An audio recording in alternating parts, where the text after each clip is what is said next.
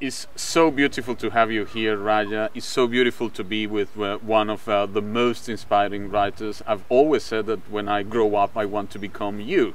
But as I keep growing older, it seems that what happens is that the sun shines when you come here to Traquair. Is that always the case? Is that the magic of the place or your magic? I've come, this is my third time here. And every time I come, it's sunny. And so it's difficult to believe that it can be otherwise, but I know it is. You know, I think people who live in Scotland do not realize that without the rain, they would not have all this greenery, because I come from Palestine, where it doesn't rain at all from April until October. And so everything dries up. And this beauty of the green would not be sustained without the rain. So you have to take into account that the rain is important.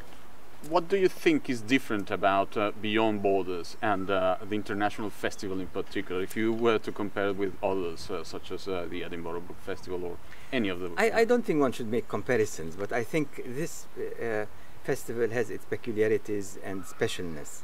And one of these is that it takes place in a small place, and all the events are sequential. So you can go you don't have to be frustrated that I wish I were here and I wish I were there, and you cannot, because they're happening simultaneously. So that is an important thing. And I think it also draws very highly respected thinkers, politicians who have lots to say, and the atmosphere is very conducive to discussion, and that is what I love about it.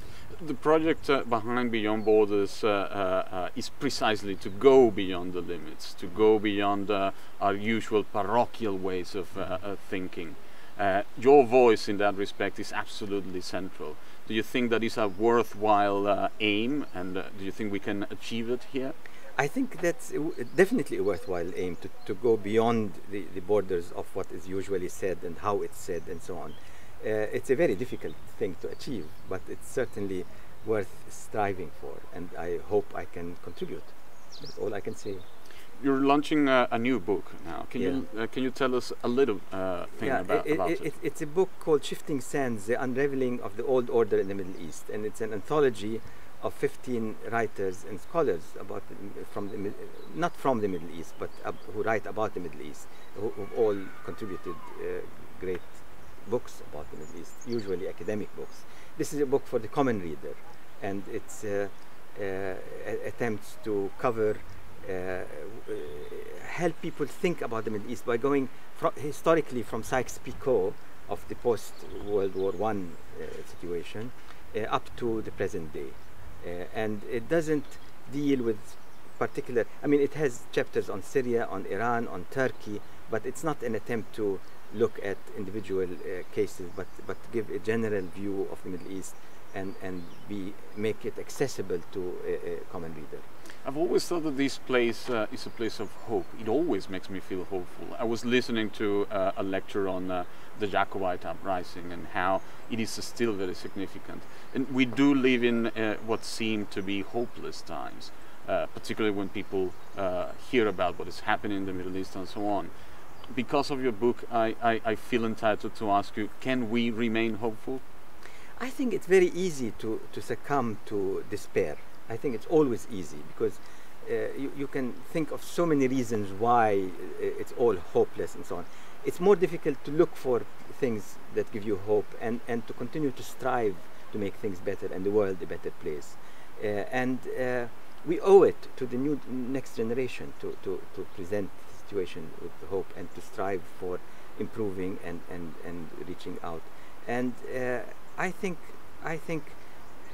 my experience from the past 40 years following the situation in Palestine and so on, is once things begin to change, as I saw after the signing of the Oslo Accords, which didn't turn out to be good accords, but after the signing of the Oslo Accords, we changed from one situation of despair and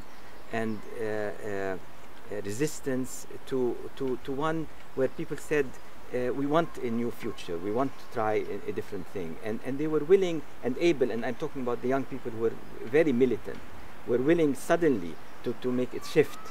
And I realized that once you give people a little bit of hope, they're willing to take it and run with it.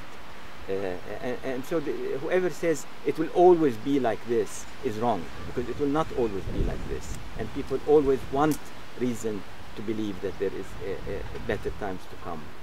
That is precisely the point behind Beyond Borders. So it's absolutely wonderful to having those of you who help us to remain hopeful in hopeless times. Raja, thank you very much. It's a pleasure having you Pleasure to be here here. at Chokwe. Thank you.